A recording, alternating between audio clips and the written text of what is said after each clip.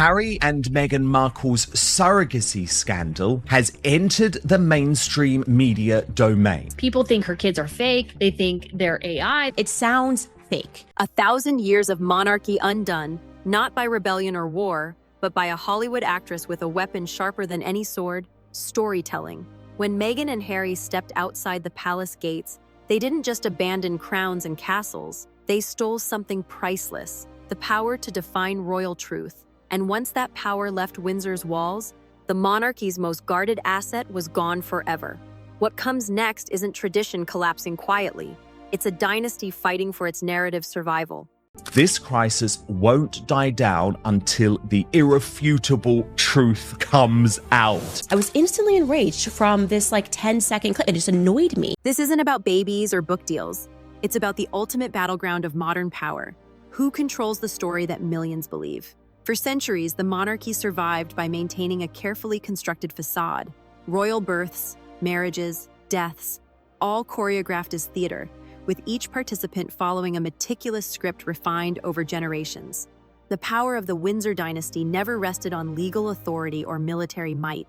It survived on something far more valuable: the ability to craft a compelling narrative that the public would embrace without question. Take a listen. This scandal comes as no surprise. Speculation about the children has been simmering for years. When Meghan entered this system, she faced an impossible choice: submit to the institutional storytelling machine that would define her place and purpose, or reject it and risk destruction by the very machine that created Diana's legend and then consumed her.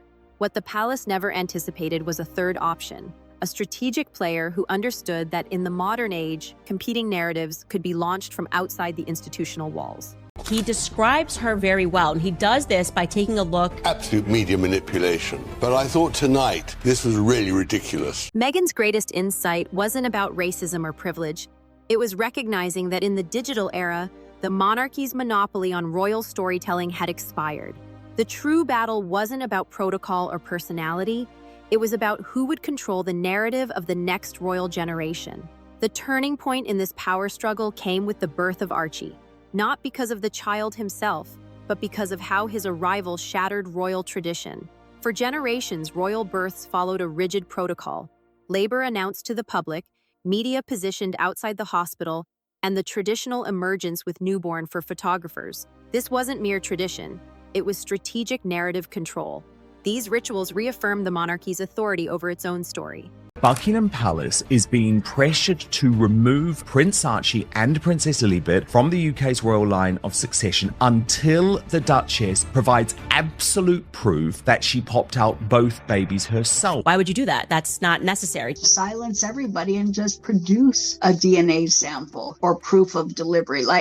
It's like she's playing a human being, like it's a performance. Harry and Meghan's decision to handle Archie's birth differently was portrayed as a desire for privacy. But examined strategically, it represented something far more significant: the first major break from the institutional narrative machine.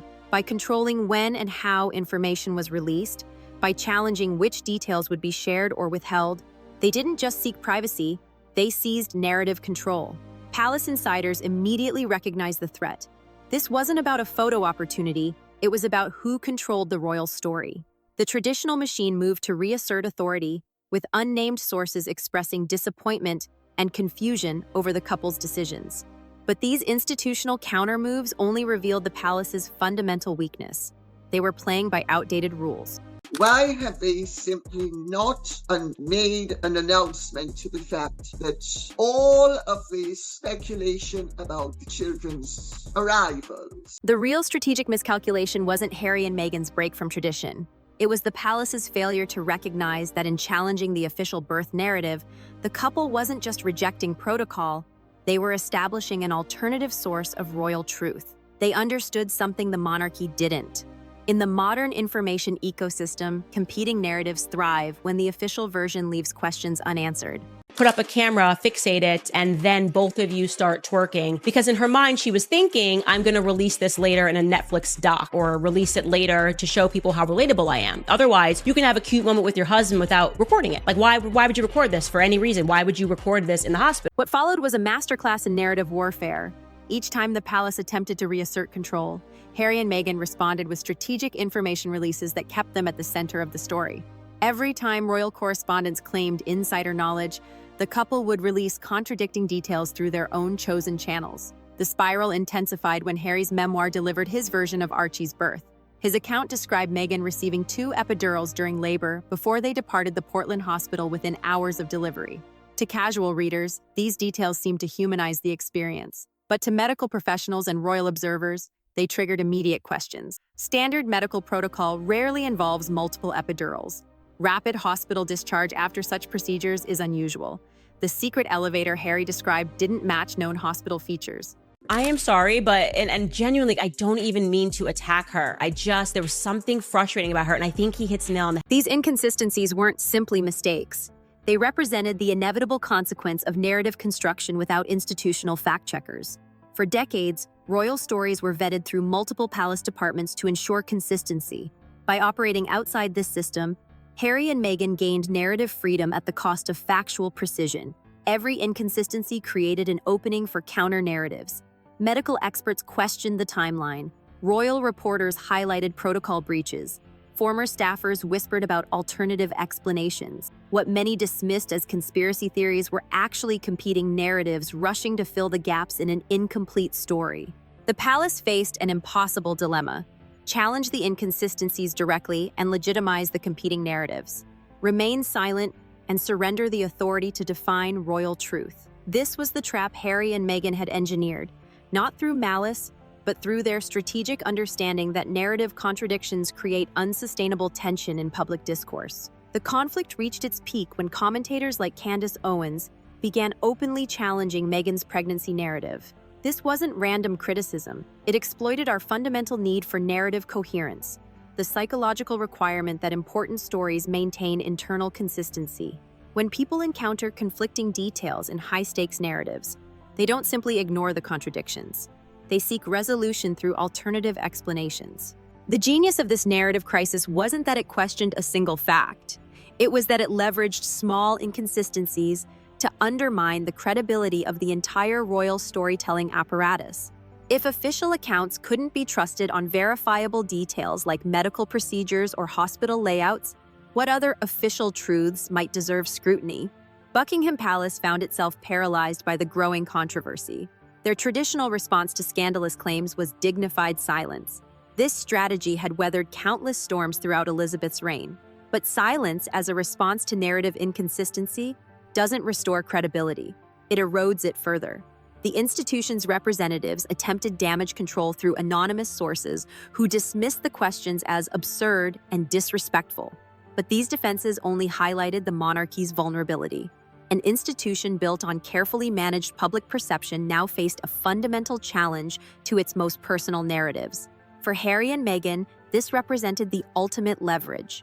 Even if unintentional, the questions surrounding their accounts created something the monarchy fears above all else: sustained public doubt about the official royal narrative.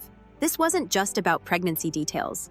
It was the moment when millions of people experienced their first significant doubt about the monarchy's carefully constructed reality. The palace's aha moment came too late. They realized they were fighting a 21st century narrative battle with 19th century tools. Press releases and dignified silence couldn't counter viral speculation and global commentary. By the time royal advisors recognized the existential threat, the narrative battlefield had already shifted permanently. In this unprecedented royal conflict, the winners and losers emerged with shocking clarity. The monarchy, despite its wealth, history, and institutional power, lost the battle for narrative control. For centuries, the institution had maintained authority by monopolizing the official royal story. That monopoly has been permanently broken. Harry and Meghan, despite facing intense criticism, achieved something unprecedented. They established themselves as an alternative source of royal truth, one that millions find more compelling than the palace's carefully managed version. This wasn't just about public relations. It was about fundamentally reshaping the power dynamics of a 1,000-year institution. The cost-benefit analysis is stark. The monarchy retained its ceremonial position but lost something far more valuable: the unquestioned authority to define its own reality. Every royal statement, every official announcement, now competes with alternative perspectives that millions treat as equally credible. For Harry and Meghan, the benefits have been substantial.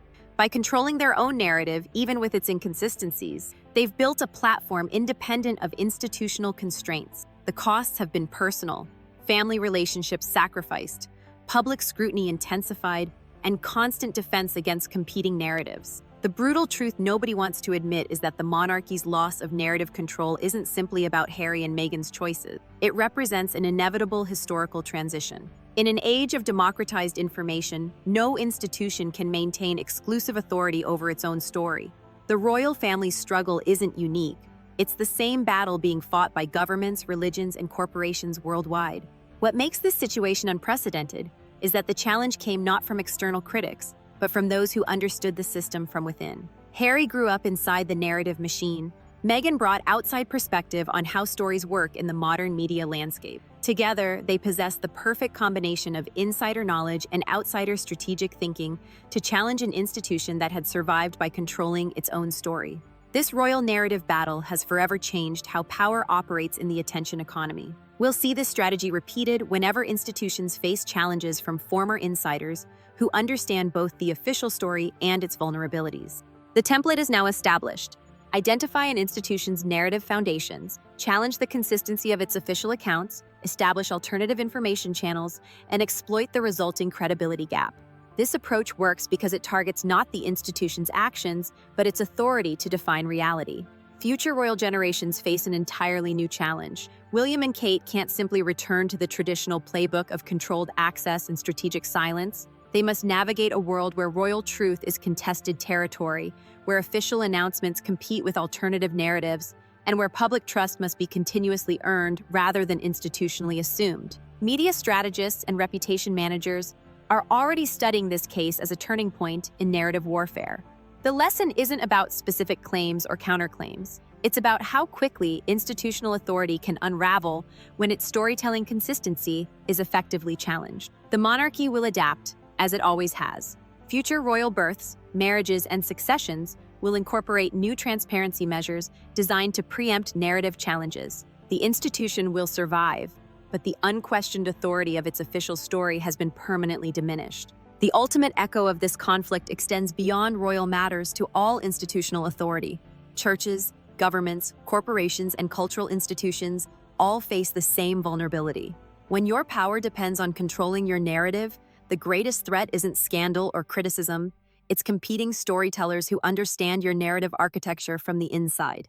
In your own life, when you see institutions struggling to maintain their official narratives, remember that their vulnerability isn't about specific facts, but about who controls the story. The most powerful entities in your world, from governments to corporations to cultural institutions, maintain their influence not primarily through force or finance, but through their ability to establish the official version that others accept without question. The strategic insight hidden in this royal drama applies to your daily reality. Truth in the modern world isn't determined by accuracy or authority, but by narrative consistency and emotional resonance. When an official story contains contradictions, people don't simply ignore them. They seek alternative explanations that resolve the inconsistency. This is why personal integrity matters more than ever. In your own life, narratives with internal contradictions eventually collapse, no matter how carefully crafted. Consistent truth, even when complex or uncomfortable, builds lasting credibility. Strategic fiction, even when temporarily beneficial, creates vulnerability to those who spot the inconsistencies. The monarchy's struggle reveals the fundamental nature of modern power. It flows not from titles or traditions, but from the ability to create narratives that others embrace as reality. And in this new landscape, the advantage goes not to those with the most authority, but to those who understand that in the battle for public belief, emotional resonance often trumps factual precision. This isn't just about royals or celebrities. It's about recognizing the narrative battles shaping your world and developing the strategic wisdom to distinguish between compelling stories and consistent truths.